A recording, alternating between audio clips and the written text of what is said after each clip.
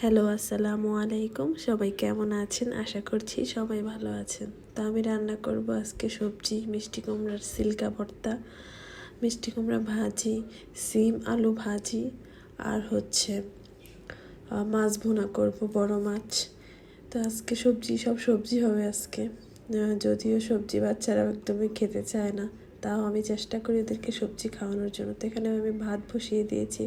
তো কিছুটা ভাত আগের দিনে ছিল, ভাতের সাথে ভাত দিয়ে দিব। তো মাছগুলোকে আমি একদম ক্লিন করে হলুদ মরিচ মাখিয়ে আমি মাছগুলো একটু হালকা ভেজে নিচ্ছিলাম। এটা নদীর পাঙ্গাস মাছ, এটার মধ্যে কোনো ব্যাড স্মেল নেই, তাও একটু হালকা ভেজে নিচ্ছিলাম আর কি। তো এখানে মাছগুলো আমি ভেজে একদম রেডি করে তারপর একসাথে দুই চুলায় রান্না বসিয়ে দেব। এগুলো আসলে রেডি করতে অনেক কষ্ট, কিন্তু রান্না করতে আসলে বেশি টাইম লাগে না। তো আমি এখানে মাছ টাছ ভেজে নিয়েছি। এখন ওই চুলায় একটা কড়িয়ে বসিয়ে দিয়েছি। এই পেঁয়াজ কাটতে যে কী কষ্ট, আমি একদমই পেঁয়াজ কাটতে পারি না, অনেক কষ্টে পেঁয়াজ কেটে নিয়েছি। তো আমি দুই চুলায় দুটো রান্না বসিয়ে দিব। দুই চুলায় রান্না করলে তাড়াতাড়ি রান্না হয়ে যায়। তো আমি এখন পেঁয়াজ ভেজে নিচ্ছিলাম মাছ বোনার জন্য, আর এখানে হচ্ছে আমি শিম ভাজি করব। তো এখানে একটু হালকা শুকনো মরিচ দিয়েছি, আর শুকনো মরিচ দিলে হয় কি অনেক সুন্দর একটা গ্রান আসে। তো আমি এখানে সিম আলুগুলো ডুমো ডুমো করে কেটে নিয়েছিলাম, তো এগুলো দিয়ে দিব। এগুলো দিয়ে আর কি ভেজে একদম মচমচা করে ভাজা করে নিব। এই ভাজিটা আমার অনেক ভালো লাগে, আসলে এটা পছন্দ করে আমার হাজব্যান্ডও এটা অনেক পছন্দ করে। হালকা হলুদ লবণ দিয়ে দিচ্ছিলাম। তো মাছ বোনার জন্য আবার ওই চুলায় আমি টমেটো পেঁয়াজ লাল করে টমেটো দিয়ে দিয়েছি। টমেটোগুলো ভেজে তো এটার মধ্যে আমি একটু হালকা অল্প পরিমাণে আদা রসুন দিয়ে দেব।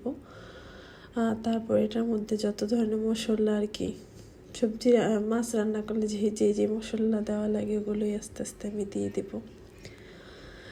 তো আজকে আবদুল্লাহর এক্সাম ছিল না, এবার আবদুল্লাহর এক্সাম অনেক আস্তে আস্তে নিচ্ছে, অনেক বন্ধ দিয়ে নিচ্ছে। এজন্য আজকে আমি ওদেরকে সকাল সকালই নাস্তা খাওয়াই একদম রান্না করতে শুরু করে দিয়েছিলাম আর কি। ওই দিন তাড়াতাড়ি রান্না বসিয়ে দিছি।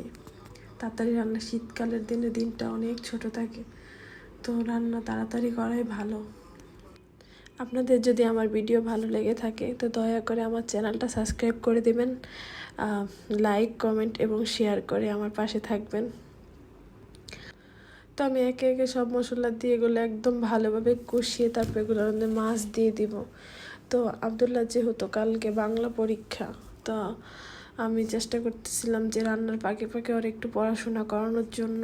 তো ওকে আমি লেখা দিয়ে আসছিলাম, এই যে বসে লেখা দিলে চকলেট দিব, তো লিখতেছিল আর কি, তো আমাকে বারবার ডাকছিল। তো এই যে এখানে আমি মাছগুলো দিয়ে দিয়েছি। আসলে ছোট বাচ্চাদের সামনে বসে না থাকলে একদমই ওরা লিখতে চায় না। তো একদম মুছতে মুছতে সে খাতায় ছিঁড়ে ফেলছিল। যাই হোক, তাকে আমি অনেক বলেছি, অনেক লোক টোপ দেখি আর কি পড়তে বসিয়েছি, বলেছি যে পড়া শেষ করলে তাকে চকলেট দিব। তো এখানে আমি সব কিছুই আসলে রেডি করেই রান্না করতে গেছিলাম। কাঁচামরিচ দিয়ে দিচ্ছি মাছের মধ্যে। শীতকালে আসলে সব ধরনের সবজি রান্না করলে অনেক সুন্দর স্মেল আসে, কারণ তখন টাটকা কাঁচামরিচ ধনিয়া পাতা এগুলো সব কিছুই পাওয়া যায়। এই জন্য তো আমার ভাজিও হয়ে যাচ্ছিল আর কি।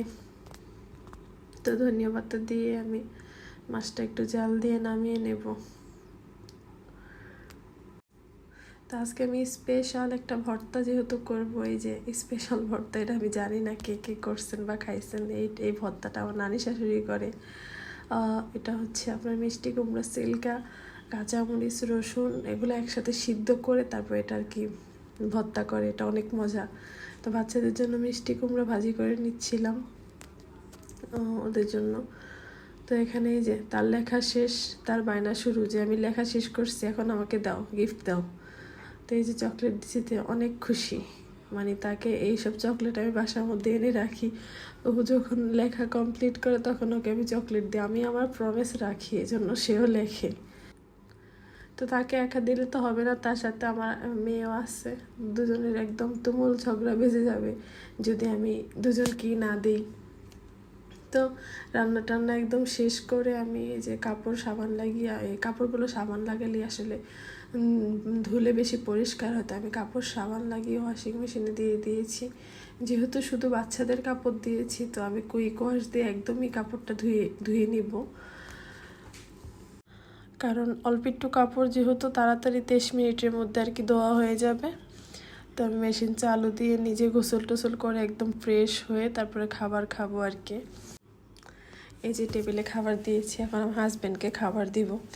তো এখন দেখতে কত সুন্দর লাগছে, তাই না? আসলে এগুলো রান্না করতে প্রচুর কষ্ট হয়েছে, এগুলো রেডি করতে প্রচুর কষ্ট হয়েছে। আসলে কষ্ট ছাড়া কোনো কিছুই সম্ভব না, কষ্ট করেই সব কিছু করা লাগে।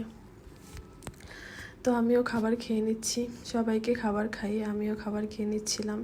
তো খাবার খেয়ে একটু রেস্ট নিয়েছি, আমি বাচ্চাদেরকে ঘুম পাড়িয়েছি। তো এই সময়টা শুধু আমার একার, এই সময় ওদেরকে ঘুম পাড়িয়ে নিজেকে টাইম দিচ্ছিলাম, নিজে এক কাপ কফি খাচ্ছিলাম। আমার শীতের দিনে কফি খুবই পছন্দ। আজকে এই পর্যন্ত, সবাই ভালো থাকবেন, সুস্থ থাকবেন, আমাদের জন্য দোয়া করবেন। আল্লাহ হাফেজ।